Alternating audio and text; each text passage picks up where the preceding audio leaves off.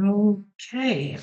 I think we just had our first earthquake, probably, or my first earthquake here. Um, I don't know what that was. I was thinking maybe we had a thunderstorm coming in. It sort of felt like the rumbling of thunder, but there was no thunder, no lightning, and no wind, so it wasn't a gust of wind either. Um, the only thing I can think of is tremor shock. We'll see as this goes on. I wasn't prepared for that. Anyway, um, let me get to what I started here. Welcome to Trans in Exile, Costa Rica, blog number 2. And I need to apologize beforehand. I know I predicted last week that I was actually going to do a pride-oriented blog this week. And in fact, speaking of pride, I'm noticing I've still got my trans pride colored hair. Most of it's washed out, some of it's still there, although that's kind of looking a little more turquoise than blue. But anyway, um, Pride did come off without a hitch last weekend, and I did actually intend to and did do a number of videos around Pride, but I discovered after the very first one that it was not very well thought out. I was fine walking down the stairs to get down to the pool area and the bar, but once I got down there, then all of a sudden the crowd noise and the music coming from the bar was muddling and pretty much drowning out anything I was saying. And then my selfie stick got hit by someone walking by. So, yeah, it wasn't really very conducive to a decent blog. So I decided to scuttle that and just post the individual videos on my Facebook page. So you can see those there. And I called an audible. And actually, one of the reasons I did that is, yes, I still have not gotten any video editing software or anything. Last week was very busy, and this week I've just been recuperating from all the pre-Pride preparations that we had here at the hotel. But anyway, I am back, and I wanted to at least put out a quick vlog, video log for everyone. And as such, I'm changing the subject matter. Obviously, it's July 6th today, a couple days after our Independence Day, 249 years of America. And needless to say, I was not in a celebratory mood. I don't think a lot of people, especially anyone watching this blog or thinking about maybe expatriating, was probably in a partying mood. Obviously, we had our big, beautiful billionaires bank balance bill that passed Congress and was signed on July 4th by Trump. I didn't care to watch any of that. Um, and with that bill, actually, there was a number of things that were hidden. Well, I'm not going to say gems, hidden landmines, really, within the text of the bill. It wasn't just about giving billionaires tax breaks, but the problem, I guess, that we're all kind of confronting right about now is some of these things that are in this bill are kind of pernicious. They put some things in there that really are defying constitutional rules, constitutional law, but they worded them in such a way um, so as not to conflict necessarily with the Constitution, but also have it coded into law from Congress, an act from Congress, to where the president now has a little bit of a precedent to go before the Supreme Court and argue that, well, no, I think I do have the right to uh, disregard the court's rulings without contempt of court or any kind of penalties thereof, which really actually defies the Separations of Powers Act. And then, of course, go after his political enemies, particularly in the media, whenever he so desires, defying the freedom of speech. things of this nature. So, needless to say, I think a lot of people are a bit shell shocked right about now. I know I am personally, whether anyone else is or not.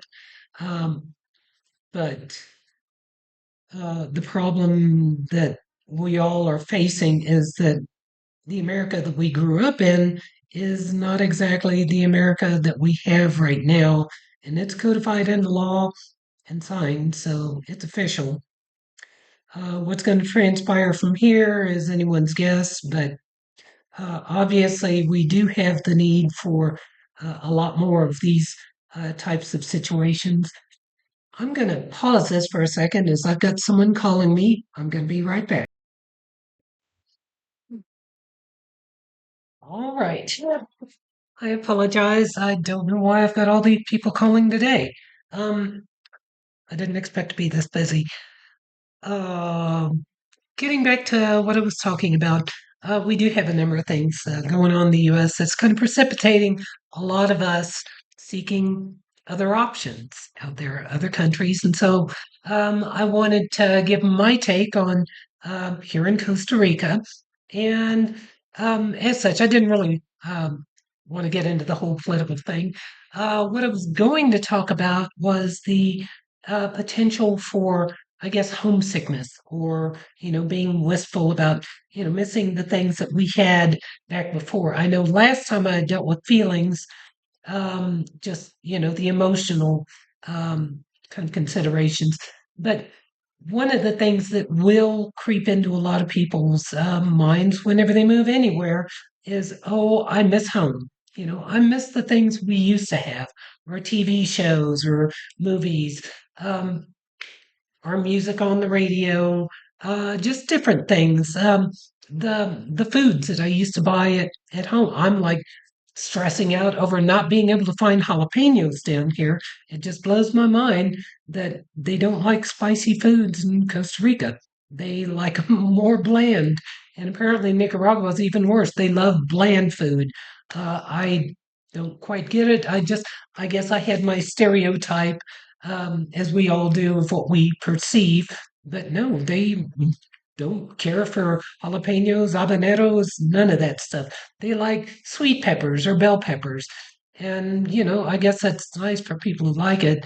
When you order a plate of fajitas and you're getting a bunch of red bell peppers on it, it's really kind of disappointing. But for me personally, anyway, just that's a good example of the distinctions that you'll come across and that will make you kind of pine, I guess, for home. Other things, for instance, are like missing your friends or family considerations. In fact, I mentioned last time Jessica Janiak's blog, and she actually came out with another one that I saw recently. And she actually discovered to her surprise that she indeed did feel homesick and felt that she had made a mistake in moving to Germany. And, and that's her decision. And she has, different considerations and a different reality than I do. Now, for her, that may be doable. I think she was from Wisconsin or someplace up there that wasn't in a red state. Obviously, being from Texas, mine is totally different. And yes, I do have family, but my family was not really one of those close knit families. And so for me, that wasn't really a consideration so much. I can contact my sister whenever I want. We can do little video chats or something. But other than that, I mean, I didn't really have need to visit with her each and every day or, with my nephews or niece or with their children. Um, and I do worry about them. That is a consideration. I worry about my friends that are still up there. But does that outweigh the proposition of actually being in Texas and being illegal or, being in the US and God knows what they've got coming? We've only just begun this particular process right now. And while things seem bad at the moment, they're bound to get worse for the trans community up there. I'm just telling you, we've got 3.5 more years at minimum of this with Trump and a lot of folks around the country kind of following his lead. Um, I just want to make sure that everyone is safe. I want to also make sure that I'm safe. Um, it doesn't make any sense to actually stay in harm's way when there's no absolute need for it. I've retired. I'm done with it. So, you know, why not make that move? And so, yes, I am down here. And yeah, there are a lot of things that I do miss. The comfort of living where I lived in Corpus, just being able to walk out and go places and see someone that I know every time I walked out the door, practically, or walk to the store or wherever. There's those comfort things. Like, it's like wearing an old pair of shoes. It may look worn out, may have a hole here or there, but they've molded to your foot. They're comfort zones for you. And it's really, really difficult breaking out of that habit. You want to keep wearing the old shoes because they are those comfortable shoes. But the thing is, sometimes you do need a new pair of shoes or a new pair of whatever. Um, for me, I needed new environs. And so, yeah, there are differences and it's something that's going to pop up in everyone's mind at some point or another. You're going to miss things about your old home country, but you have to sit and consider everything fully and make sure that you're not like putting yourself in jeopardy by going back. I know if I were to go back, there is a very serious chance that, you know, there's jeopardy right there. I mean, it's actually codified into Texas state law. So it's just not really an option. And for me, I knew I had to make it here. One of the things that I've been doing to try and combat this, and I did feel this maybe the first week or so while I was here and while I was getting into my feelings a little bit, but the isolation that you may feel when you do move to another country, that's real, and you will start feeling lonely or alone. And the only way to really combat this is to have some kind of a developing friend circle around you. Try and stay as socially active as you can and don't just kind of hide away and keep yourself, self isolated because that's actually going to work against you as far as, this wistfulness for the old home country comes into play. You'll actually, um, I guess, kind of do yourself more damage by just kind of focusing on being alone. The best thing you can do, uh, especially if you've got other expats, is to try and reach out to them and at least, set up a communication string. I've got a couple of friends that are up in the northwest part of the country here in Costa Rica. So they're a few hours away, but I can always reach out to them. And I met two other couples that have moved down here with trans children with refugee status. They basically had to get out. And so they're down here now. And so I'm beginning to develop an expat kind of social circle. People that, are kind of in our little affinity group, if you will. And beyond that, the owner of this particular hotel here, James, is also an expat. He's been here forever, since 1990. So at least I do have that. I'm very blessed in being able to have kind of a built in kind of social structure with him and the owners, Lise and Omar, and also some other friends that old ones such as Charlie and Judith that I met the first time I was here, and then just this past weekend I made a couple of more. A really good one, Fabian and Alvaro, and they're good folks, and they also speak English, so it helps bridge that communication gap for us. And we actually have a lot of fun and joke around and stuff. Developing these kinds of things will really help you in the long run alleviate that sense of isolation or loneliness. And it's those things that, to me, I believe are large influencing factors on making you long for home to the point of actually wanting to go back. And like I said, for me, that really was not an option. I needed to find a way to make it here. And so that's one way that you can do it.